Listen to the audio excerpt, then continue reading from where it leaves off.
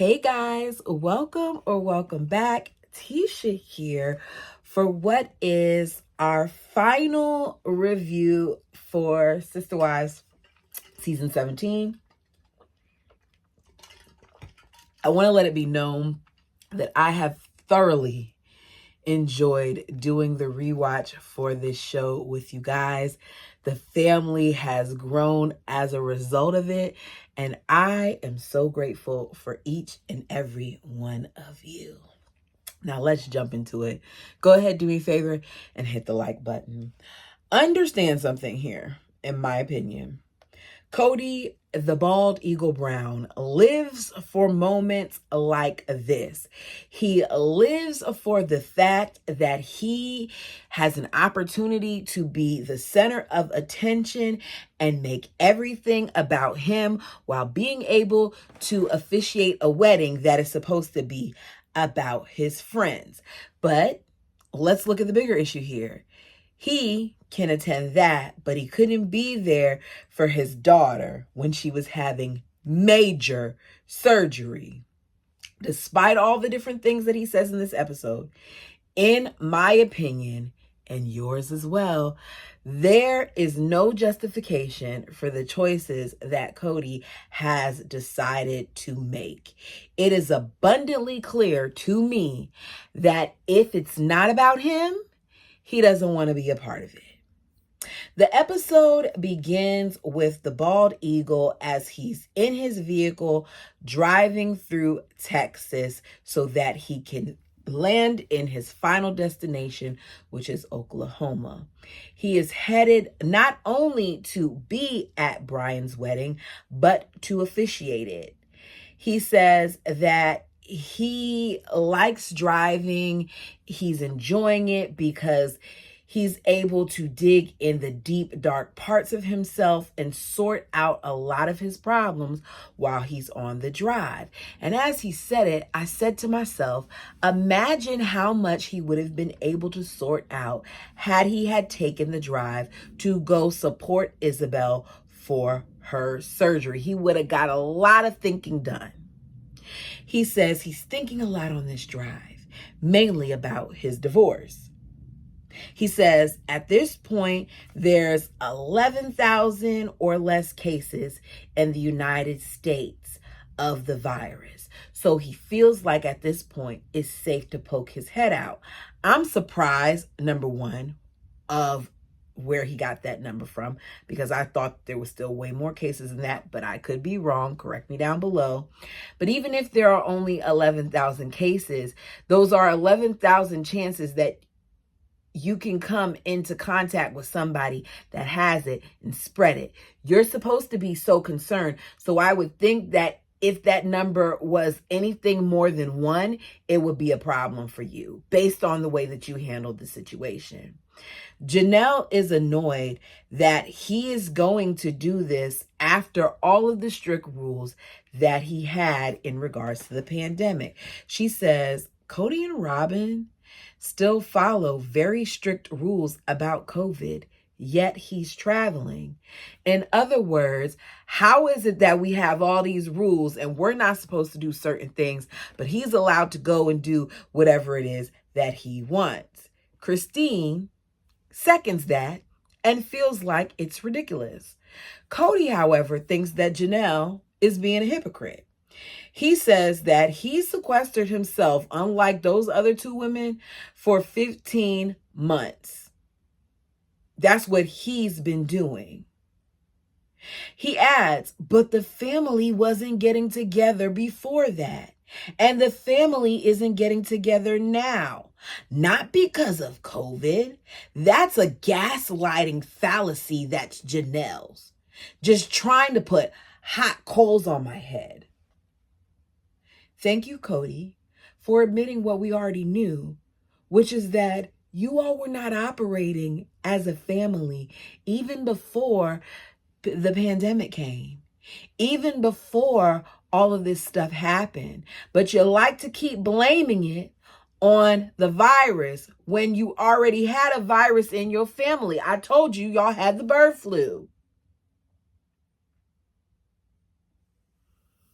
He says Janelle is saying all of that, but we just went to her niece's wedding last week. So what she's saying isn't jiving. Now, Janelle, if that's true, you can't complain about what he's doing. I gotta call it, it out when I gotta call it out.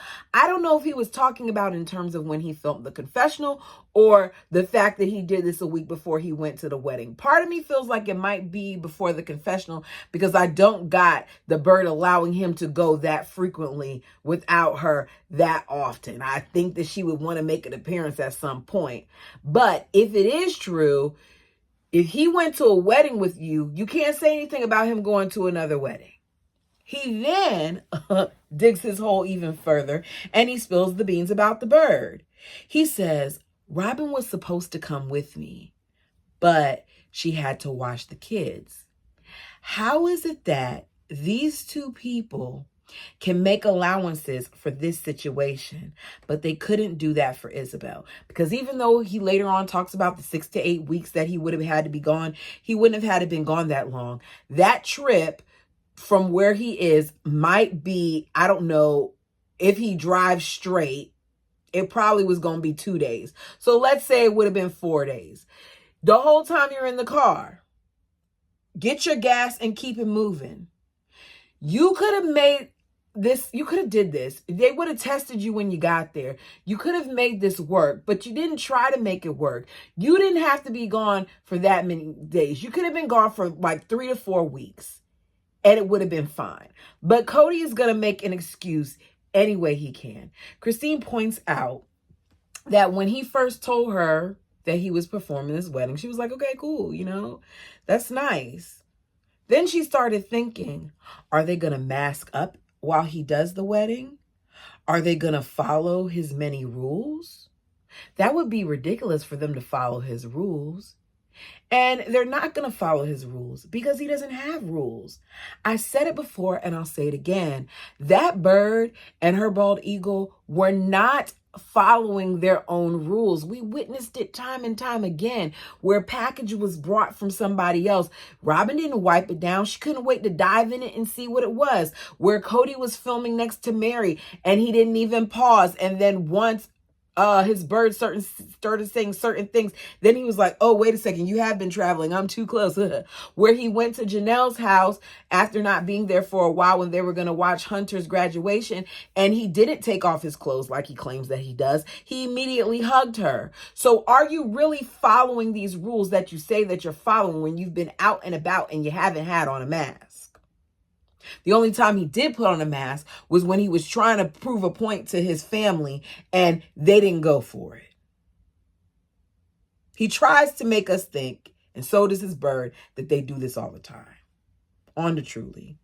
This segment with Truly broke my heart because Truly should have never had to deal with this, not in this manner. So Christine reminds us that she accidentally spilled the beans, that Truly overheard her telling her daughter, Mykelti, how excited she was about moving to Utah. She reminds us about how bad of an experience it was. She said out of it's definitely in the top 10 of her worst experiences, seeing Truly so devastated, seeing her cry. She says after she told Truly about what was going on, she then didn't have to hide anymore that she was packing up things. So she proceeded to do some packing and Truly was aware of it. She said, I didn't tell Truly to do anything. I later went in Truly's room to check on Truly and I noticed that she was boxing up things as well. She said, I never asked her to do it, so I wanted to know what was going on, what was going through her head that made her do that. So she talks to Truly about the divorce. I think that they had some of this conversation prior to the camera being put up because we do know that Christine did have certain conversations with her kids off camera. And I think this is one of them. But this is the part that we get to see. Truly shares with us that she was really upset the first day when she heard what was going on. but now she's fine. She said she had to realize that not everything was going to change, that the only thing that would be changing would be that the two of them, her parents, wouldn't be together anymore, and that she would no longer be living in Flagstaff. I know that as Truly is talking to her mother, as Truly later talks to us, that child is putting on a brave face. But it says a lot to me that she is able to express herself in this manner to her mother so clearly. She's such an intelligent kid. And although I may want for some of these conversations to be held off camera, I appreciate the fact that Truly has been given the chance to express herself even to us if she so desires. She says she saw some of the things that were happening. And when she really, really thinks about it, she wants her mother to be happy. She doesn't want her mom to be unhappy. She's like, Mom, you didn't really show it, so I didn't really know. But it was, heartbreaking when you first said something, but I'm fine now. Christine says, Truly is saying that she's okay, but I know she's not 100% okay. There is no way for her to process this heartache and the frustration and the anger and sadness that quickly. It's going to take time.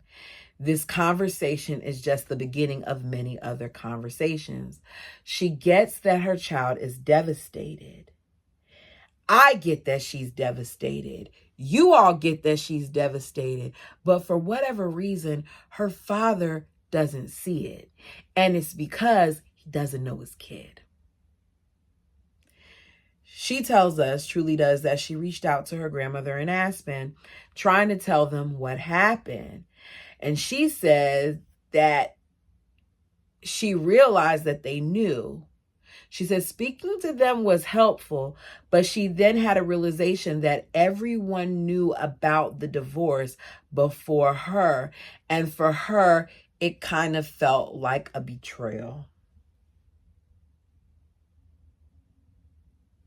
I felt her heartbreak in this moment because she deserved to know before this.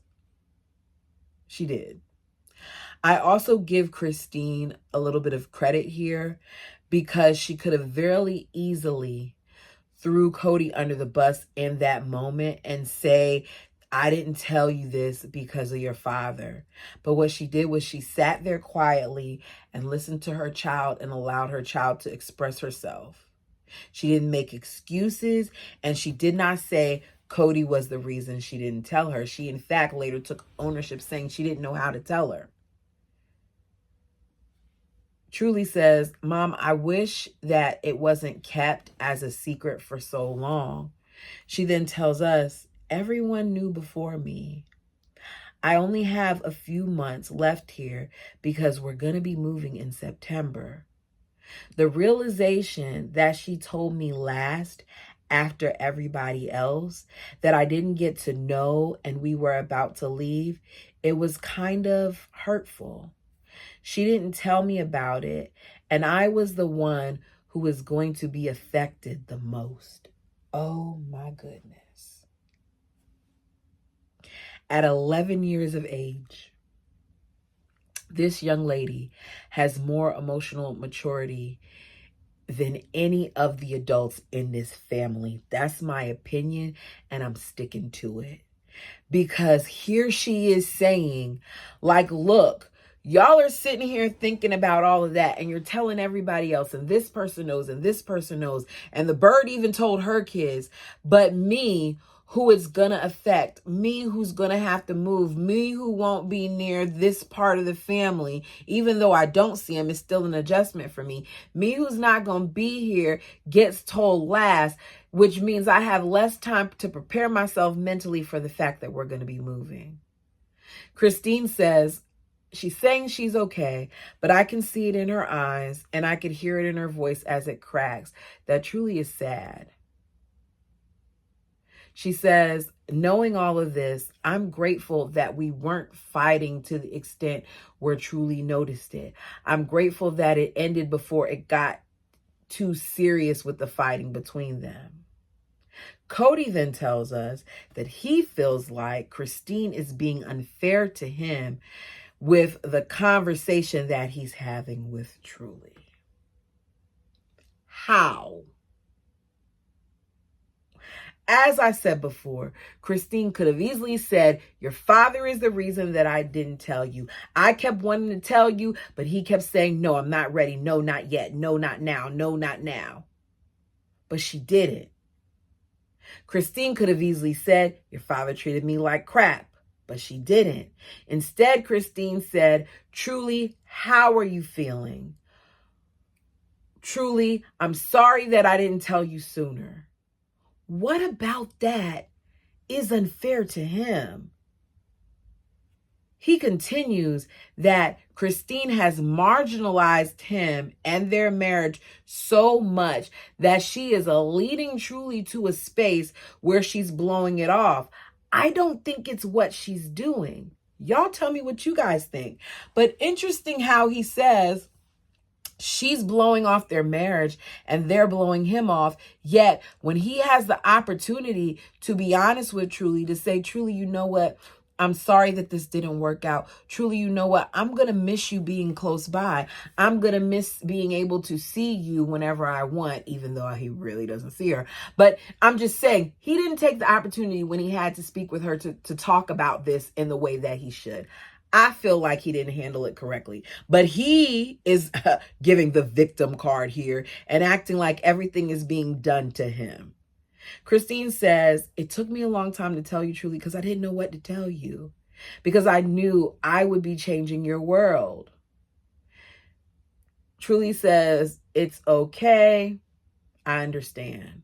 I just wish you told me sooner. Kody then tells us that Christine let him know right away that she slipped up and Truly heard. Once again, she didn't even have to make him aware of this, but Christine is trying here, but he doesn't see that. So Bald Eagle says he came over the next day after she told Truly. He asks her, how are you doing? And she tells him she's okay with it. He says she seems to have dealt with it very well. I'm not a psychologist. I'm just a bleep parent. I think he said he's a sugar honey iced tea parent. Not sure. I'm going to go with that. God, gracious goodness. I'm going to go with that. He says she seemed okay. Truly then tells us that her father didn't say much about the divorce. She just confirmed that she knew it was happening. And that was the extent of the conversation. See how he drops the ball there, but you want to keep acting like Christine is the bad guy. Kody says, I'm just surprised that Truly isn't upset. I'm shocked that she's not more devastated. It seems like she's more devastated about moving than she is about the divorce. Then he tells us he doesn't get why Christine needs to move. Because she doesn't like you. And because you don't see her child a lot. She wants her child to be around people that are going to support her. And you don't support her. And neither do some of the other wives.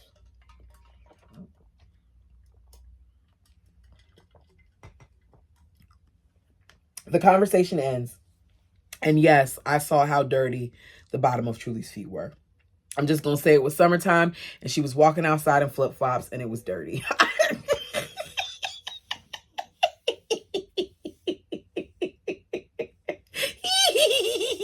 Because the first time I saw it, I was like, oh, get them dirty feet off the bed. But I'm going to leave it alone. Back to Kody. Kody makes the drive to Oklahoma, and in this 12 plus hours of driving, he hasn't come up with anything to say at the wedding that he's going to be officiating. He said he thought that he would come up with some great stuff during that drive, but instead he spent the entire time stewing over his divorce. Why are you stewing? Because you don't want her. I don't get it. He says, it's been years since I preached from the pulpit, so to speak. I want to know if Kody ever really preached, or did he just give speeches to his family? Janelle lets us know that after they left Lehigh and they moved to Vegas, that they no longer had their church. So they were doing services in their home. I think that was the beginning of the end for them. They messed themselves up with that. So after officiating for Maddie and Caleb, he liked it. It was a special experience for him. Janelle is smiling while she's talking about this. And I don't know if she's smiling because of the memory of her child getting married or because she's smiling because of how much Kody enjoyed this. But I need Janelle to remember that he made this about him too. You're sitting here smiling all hard, talking about how special it was for Kody when we saw how special it was for him because it was about him, and about him. To the point where the letter that they wrote to each other, to me, I wish they would have done that for their vows rather than hearing Kody and all the unnecessary things he said and how he made this about him, even to the point where Caleb's father, who was supposed to be taking a break and dealing with his grief, who wanted to sit out, and the whole reason why you were made the person anyways, just wanted to take a break, and he saved the day with some of the stuff that he said, not what Kody was doing. He doesn't know where he is spiritually, but he enjoys officiating. Are we surprised? Christine finds it interesting that he's officiating a wedding when 2 of his marriages are trash, because she says, I'm divorced, him and Mary are having their problems, him and Janelle are rocky, and he's officiating this wedding. I think that maybe his friend doesn't have a lot of friends, or maybe he's not involved somewhere where he can get somebody out there to this venue for free. I don't know what the situation is, but for whatever reason, Brian wants Kody. So Kody goes to Brian's ranch. They go to pick him up. He says, they want me to make this special, but they're giving me nothing. If it's your friend, why does he have to give you anything? I can sit here right now and spout off a bunch of things about my friend and their significant other that I like. If I were to be the person who speak at her wedding, which I already said, I don't want to be no bridesmaid or nothing else like that. If she were to ever get married, I'm done. I'm done with doing all that. My point is, I could say a whole bunch of things about her because I know her, because I care about her, because I love her, right? But for whatever reason, it's a struggle for Kody because Kody has to make it about him. Even later on when he's talking, I've known Brian for X amount of and I did it. It's not about you. It's about them. He's like, I drove here thinking about the foolishness of marriage. If it was so hard for him to think about something to say and to do this, why didn't he decline it? We find out from Brian that he met Kody 26 years ago at a sporting event with Janelle and Logan. Then he went to another event where he met Christine. Then another one where he met Mary. And that's when Byron found out that he had 3 wives. That's a hot mess to me. But Byron thought it was funny and it was like, better you than me. We see them walking into the venue while Janelle lets us know that Kody is unsure about all of this since he is divorcing. Robin says, he's just been in a dark place. He wonders if Brian is making a mistake getting married. And when he told me that, I was like, what? She's like, I think that it's bad for him to think that way, though.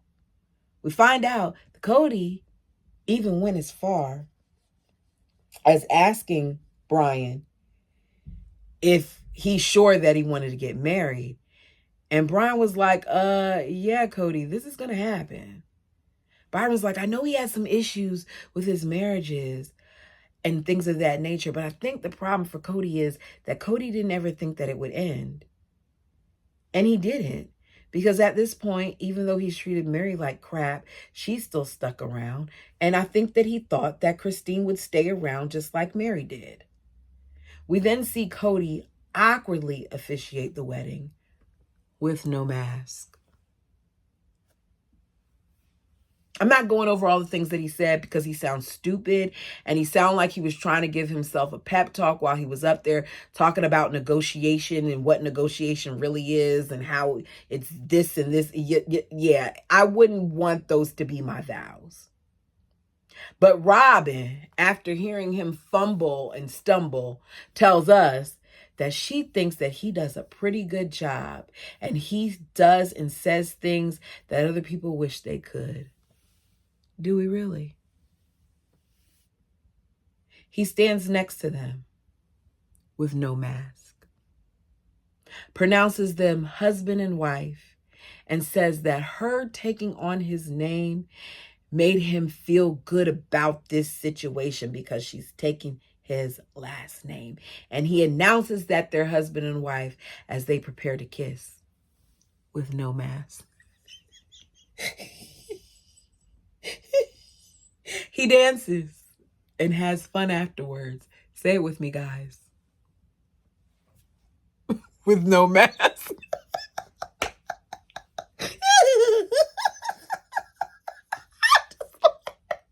I just kept saying, I don't see a single mask in sight.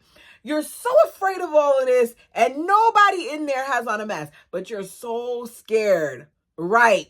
And you want to criticize everybody else, even those members of your family who at that point, unlike Kody, have been vaccinated. But you got so much to say about everybody else.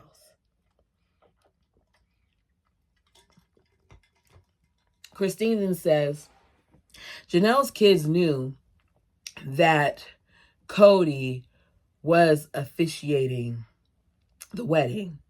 And Janelle's kids told Gwen and Isabelle that he was officiating the wedding. And now Gwendolyn is mad. Isabelle is heartbroken. Isabelle said, how can he justify officiating Brian's wedding when he wouldn't even come to my surgery? That day, that child's heart was broken again. Again.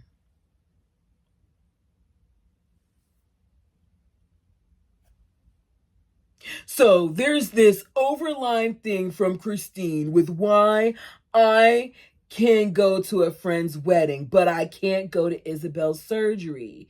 Isabelle's surgery was at a time and a situation where it would have required that I'm 6 or 8 weeks away from home. No man could be away from home and from family that long. Kody Brown, people do it all the time. I was gone for 4 days for Brian's wedding. That's it. He says it and he's smiling while he said it like he just had some epiphany, like he just made a point to us or something like that. It made absolutely no sense for you to tell us that, dumbass. We knew. We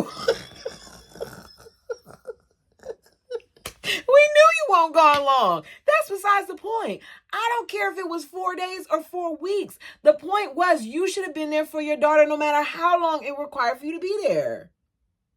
Christine is pissed. She gets pissed. She says, and now I'm mad. You think you can officiate your own friend's wedding but not take care of your family. I don't have to deal with him anymore. I'm not married to him and I don't respect him. He has the nerve to say that Christine needs to hold a mirror up to her face and tell herself the comments that she's making about him, that she protests too much and that there was lack of love for a reason. Why? Why was there lack of love? Because she's calling you out on your crap? Oh, so when a woman calls you out, you no longer love her? Come on now. Bald Eagle defends himself to us and says that Christine wants to make him the bad guy, wants to make him the villain so she can feel better. She doesn't need to feel better and she doesn't need to make you anything. You are the bad guy in this situation. You're the bad dad. You're the bad dad who put a friend before his kid. You're the dad who put a woman before his kid. You're the bad dad who put two little ones who were fine at home with their mother, the nanny, and their other siblings before your kid that was having major surgery on her spine, where she has this long behind scar where anything could have gone wrong, where she could have passed during anesthesia or anything like that. But you're trying to make excuses as to why you couldn't stay for more than 4 days. Get out of here. Calm down. I'm yelling. I gotta calm down. So, Kody is back in the area. He's tested. He lets us know he tested. Notice he didn't tell us that all the other people at the wedding tested, but he's gonna tell us he tested now to see Janelle. See what I'm saying here? That wasn't even a requirement at the wedding, really? Or did they test and you're just not telling us? Kody is there to help Janelle level her RV. He says they tried to level it before, but it wasn't leveling. He's there, and automatically, I could feel through the television screen that his energy is trash. Gabe is there too. He was auto-leveling the RV for his mom, and Kody is annoyed. He wants to manually level it. Christine says, I see Janelle out there and she's a trooper, but one of the things I love about her being out there is that I see her all the time now, because with her being on the property, she's only a mile away from me. So she comes over for coffee and for breakfast, and she's been doing her laundry at my house, and it's great. Now that Janelle is out there, the bird tells on herself. She tries to convince us that she's always out on the property.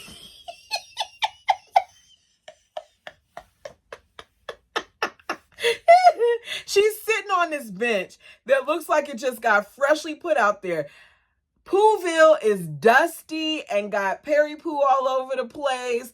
And this bench is just sitting out here perfectly clean, that you've always sat on since you've been there. You've always left your house during the pandemic to sit out there and look at the property. Yeah, right. The bird has flown from her nest to look down and see what it is that Janelle is doing, because she's going to make sure that she spies and watches her. I'm always at the property, and I'm sitting there on what, was gonna be my lot, and I imagine us out there. Every time I was out there, though, Janelle was gone.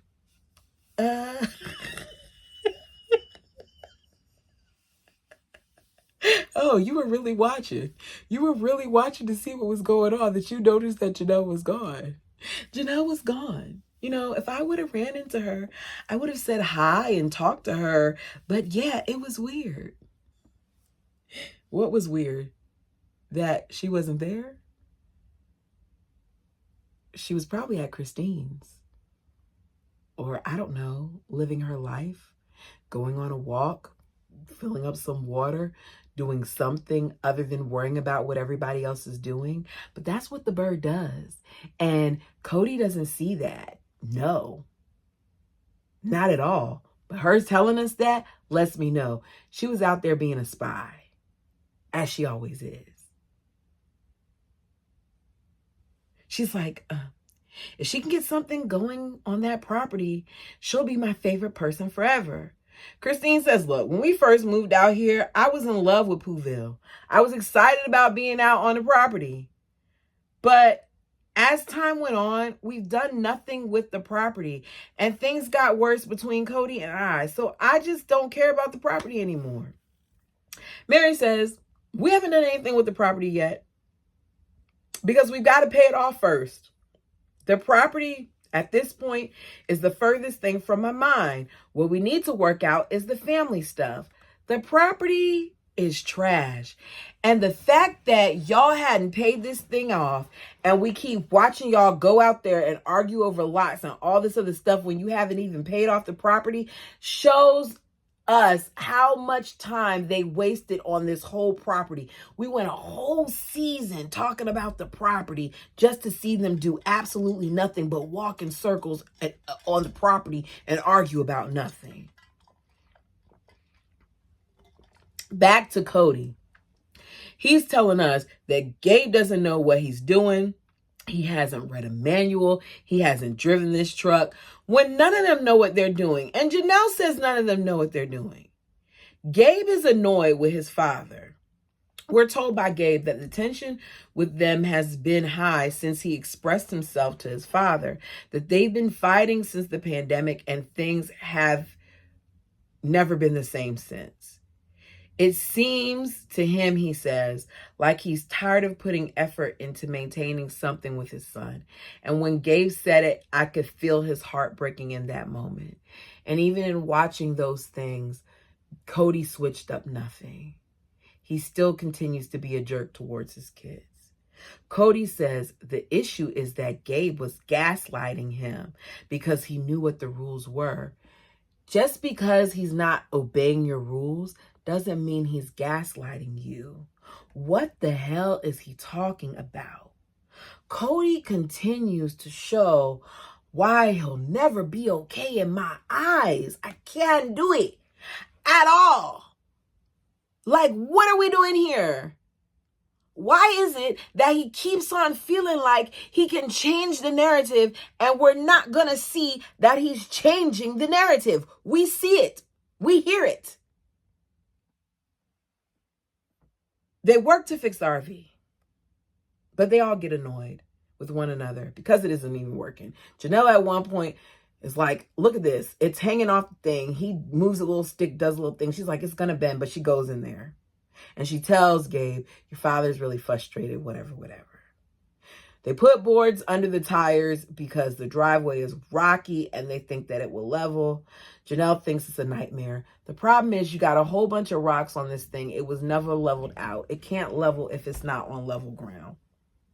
I think that's the problem. But I don't know anything either. And I haven't read the manual, so don't quote me. Janelle's like, this is horrible. It wasn't supposed to be like this. I'm having to do a whole bunch of things that I did not think I was going to be having to do when it came to this. Kody and Christine. Christine lets us know that what makes sense to her most now after looking at this whole situation is that she keeps everything in regards to her house and the proceeds, and they can have her portion of the property. I think looking at all of this and seeing how he's delaying, that she made the best choice at the time for herself. So Kody meets with her. They discuss renting or selling the house. She says Gwen wants to finish out schooling here. She doesn't want to interrupt college. She doesn't want to displace her. She says she doesn't have a place to stay because she can't find any roommates because she hasn't been on campus to meet new people. She's thinking about renting out the place to 2 other people. And then she said with her bedroom upstairs, she'll keep that locked up so that when she comes into town, she and Truly will have somewhere to stay. She's like, what do you think? And it's crickets at first. He says that he's so confused by everything that he needs time to think. He talks about selling it. He's like, well, you could sell it now and then we can use it, the proceeds to pay off Coyote Pass, and then Janelle can build on it. Nothing about that makes sense. And she isn't going for it. She says that she's paid all of the mortgage payments for her house on her own, and she plans to take the proceeds for her home. If she sells her home, she will not be putting anything into Coyote Pass. Kody's like, it's our house. The family bought the house. It's not your house. It's our house. That statement right there is a no for me. He's leaving too much out because Janelle already told us otherwise. He says, Robin and I put down the down payment on that house. Christine couldn't qualify for financing. Christine couldn't qualify for financing because she was tied up with all of you, probably. That's the first thing. Second thing, she had to file bankruptcy because of you. Like, let's not act like Christine did all this on her own. And how is it that Kody and Robin supposedly put money into Christine's house when Janelle and Mary had to put money into the Bird's house in order for her to get her house? Make it make sense. He loves to make it seem like the Bird doesn't require anybody else's help for anything. Yet, since she's been in the family from day one, she's been a little leech, sucking everything out. They then get into the child custody situation. She says she doesn't want one.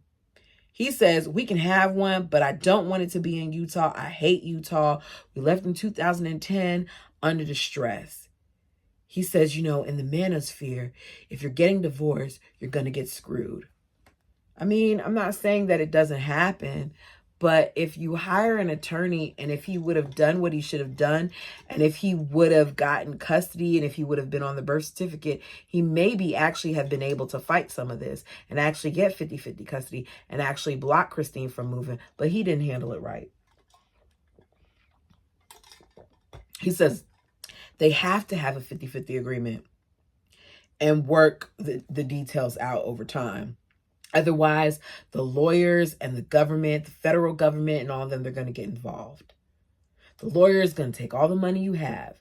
Christine says, I've always wanted him to be around his kids. I'm not going to fight him on that, but he doesn't trust me. He says, yeah, I don't trust her. I don't know what the next move is going to be against me. He's like, we may need a lawyer to write it down. I'm going to ask around though, but I don't want it to be a lawyer from out there. He never obviously asked around. He tells us that he wasn't going to pack up his stuff because he's talking about Christine moving his stuff and all those other things. He's like, I'm not going to pack up my stuff because I wanted to stay in the house. But as far as the custody stuff, he's not agreeing to do it in Utah at all. I love that she did this in Utah, and I hope that it works out for her. He says, what's going to stop Utah from teaming up with her? It's not about teaming up with her. It's about what's the best interest of your children. He says he's going to get a bedroom for Truly when she comes. I don't think he ever did that. Christine's like, oh yeah, I love that. I love the idea of her having a bedroom over there because then she could actually spend time over there since she doesn't really spend time with him now. Letting us know he's not present. And we know he never did. He ends up leaving. Christine tells us that, she doesn't want to lawyer up, but if he does, she will. I wonder what happened to make her now change her mind. Bottom line of this whole episode, because that's how it ends. Kody does not handle Truly's intelligence well. He doesn't know how to deal with it. He struggles with the way that she speaks because he can't dumb things down or manipulate her the way that he does some of the others. It's my first thought. My second thought is it's clear that he doesn't understand how much Christine has grown. Because old Christine, when he said those things, would have been terrified. But new Christine realizes he's just talking out the side of his neck. I'd be curious to know what the time frame was between the wedding and Isabelle's surgery. Because you can drive across state lines for that. You should have been able to drive across state lines for other things as well. And that's all I got. Y'all, tell me what you thought about this one. Until next time.